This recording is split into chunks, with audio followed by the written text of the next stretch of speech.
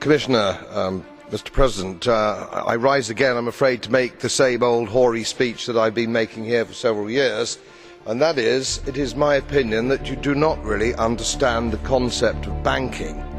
All the banks are broke. Bank Santander, Deutsche Bank, Royal Bank of Scotland, they're all broke. And why are they broke? It isn't an act of God. It isn't some sort of tsunami. They're broke because we have a system called fractional reserve banking, which means that banks can lend money that they don't actually have.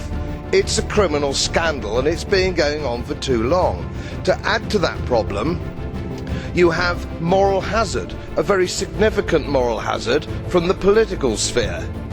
And most of the problem starts in politics and central banks, which are part of the same political system.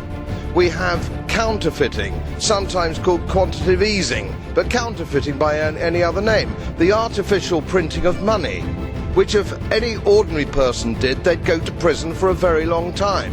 And yet governments and central banks do it all the time.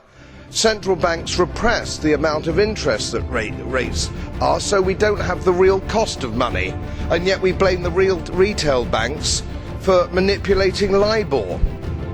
The sheer effrontery of this is quite astonishing. It's central banks that manipulate interest rates, Commissioner.